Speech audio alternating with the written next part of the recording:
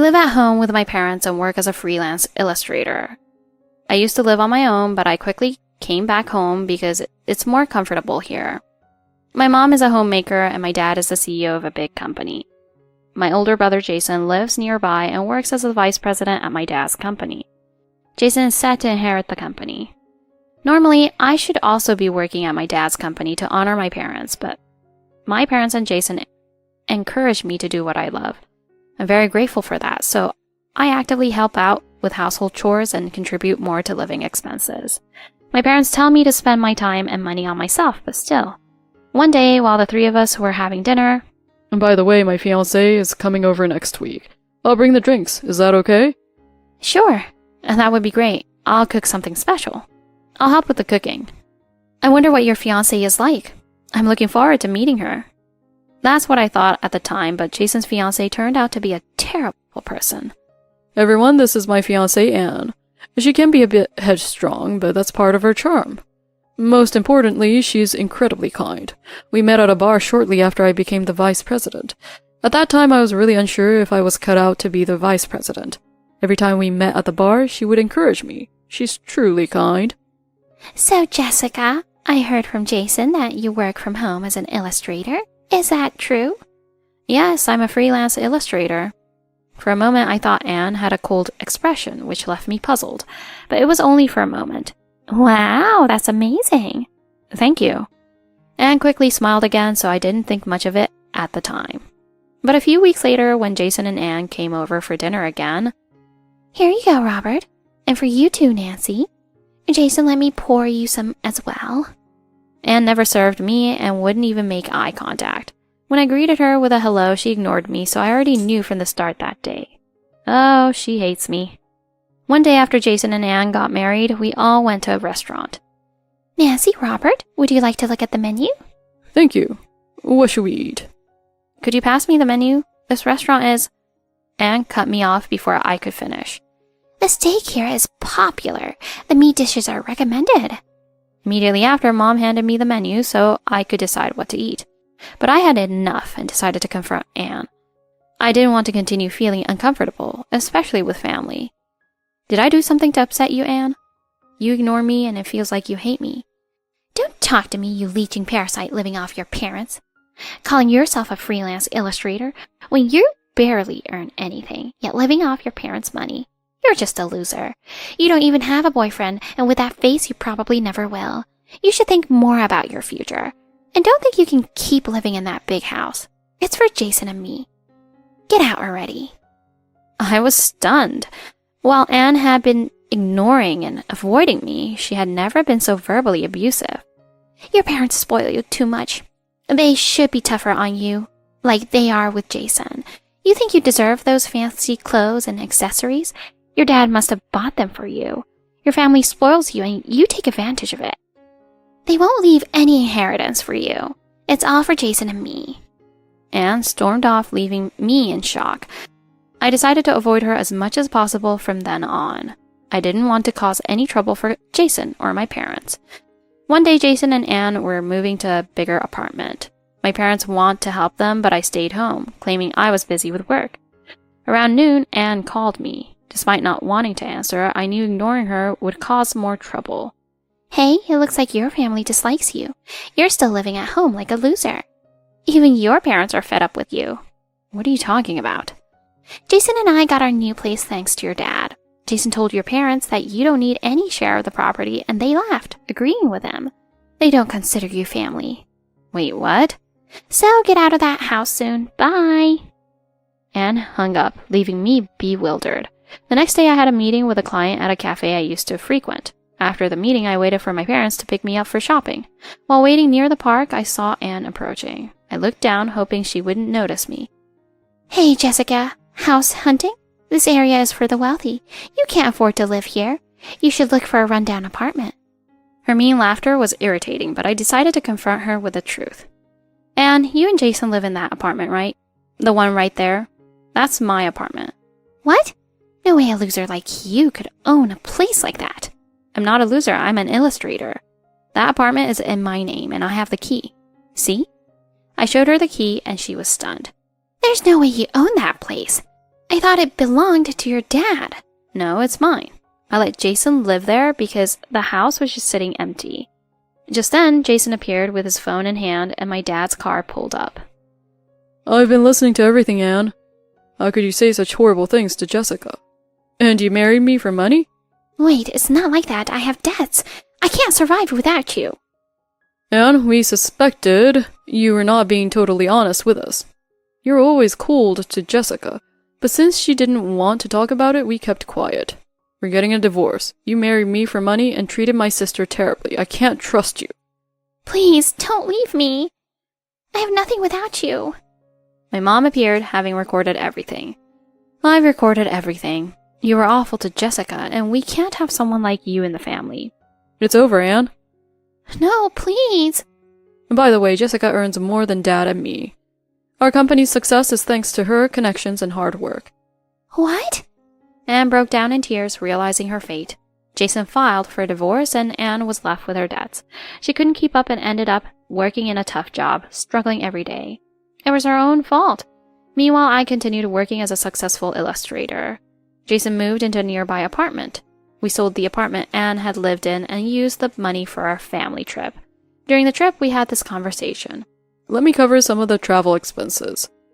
After everything that happened, I feel bad about enjoying this trip on your money alone. It's fine. I wanted to come here, so I don't mind. But next time, you can pay for the trip. Sure. Where should we go next? Didn't you say you wanted to go scuba diving in the Gold Coast, Jessica? Australia sounds great. Let's stay at a hotel with a private beach and have a great time. I can't wait to plan the next trip. I'm Paige, a 31-year-old office worker. I live with my husband, John, who is 2 years older, and my father-in-law, Bob. My mother-in-law, Mary, passed away in a tragic accident just before I got married. So, my husband and I decided to live with Bob. It turned out to be a great decision. Bob was very active in household chores, even when Mary was alive, and he continued to help a lot after I moved in. Paige, welcome back. Dinner is ready. Thank you so much, Bob. I appreciate it. When I returned home after visiting my grandmother near my office, Bob had already prepared dinner. You're busy, Paige. It's only natural that I help with the chores. I know you have a lot on your plate, and I'm here to help as much as I can. Apart from my job, I also take care of my grandmother, who lives alone after my grandfather passed away. Bob was a retired CEO, having been very successful in his younger days. Now, he was preparing to retire, planning to hand over the company to his only son, John. I knew I had to support John, not just as his wife, but as a wife of the company's future president. I was busy but fulfilled, until one day our happiness was shattered. Bob, are you okay? Stay with me. Bob suddenly collapsed at home and was rushed to the hospital. Though his life was saved, he was left wheelchair-bound and required constant care. I was worried about how to manage his care. Paige, please. I need you to take care of Dad when he gets out of the hospital. I can't. I have my job and my grandmother to take care of. I can't manage both. That was also Bob's wish. He wanted to be placed in an appropriate care facility to not burden me and John. This house means a lot to Dad. Don't you want him to live here as long as possible? I have to focus on the company. You're the only one who can take care of him. John's words made sense.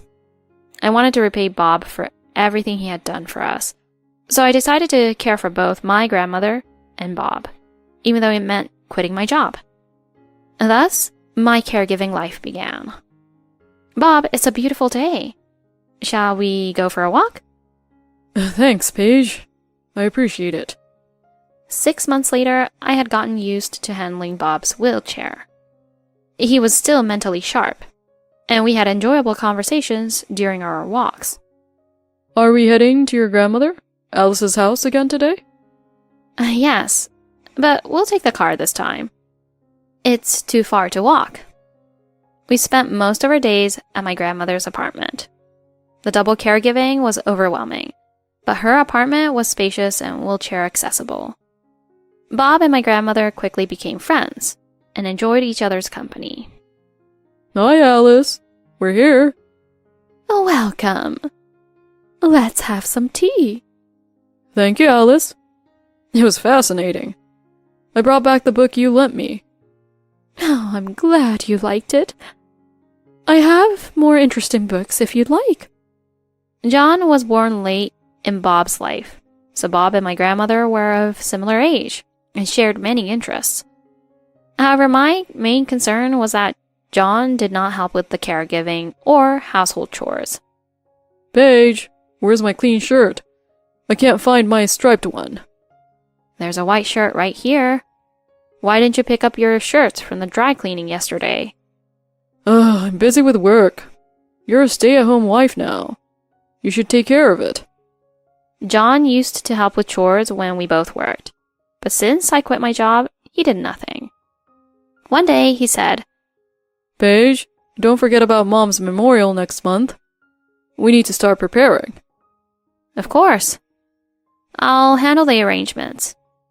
I started planning the memorial and added my grandmother to the guest list after Bob insisted she should come. However, John was uncooperative.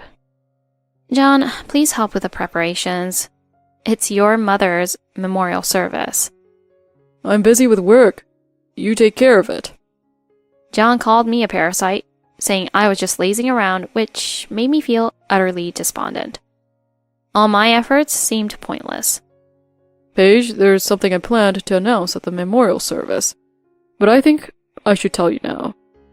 On the day of the memorial service, during the meal, Paige, get me a beer. Paige, you're such a hard worker. Bob must be grateful to have you.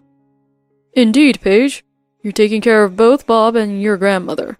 That's admirable. Thank you, but it's nothing special.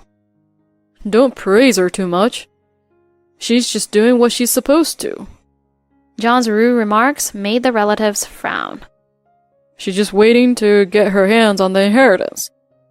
But she won't get anything. It all goes to me. The relatives looked shocked. Then Bob stood up and announced, Everyone, thank you for coming. I have an announcement to make. I'm retiring and handing over the company to a capable employee. John will not be the next president. I'm also starting a new life with a new partner. Please, allow me to introduce Alice. Hello, everyone. I'm Alice. Paige introduced me to Bob and we grew close. We want to spend the rest of our lives together. What? You're remarrying? No way! I oppose this. You have no right to oppose. And by the way, I've transferred all my shares to the new president. You won't inherit the company. And since Bob is remarrying, half of the remaining assets will go to Alice. Plus, the money I've been giving you will be considered an advance on your inheritance, so you'll get nothing more. John turned pale. He had relied on the inheritance. He was also at risk of losing his job because he was incompetent. Paige, thank you for everything. I'll be moving in with Alice. You won't have to worry about us anymore. I'm planning to move into a separate apartment in Alice's building after I divorce John. I'll take care of both of you without being a burden. Oh, that sounds perfect. We'll make sure you're well compensated for your work. I divorced John, who lost everything. Bob sold the house and gave me the proceeds as a thank you for my care. John was left with nothing and was soon fired from the company. He was known as a useless employee. Bob and Alice's wedding was a joyful occasion. Although I divorced John, I remained close to Bob and Alice, wishing them all the happiness in the world.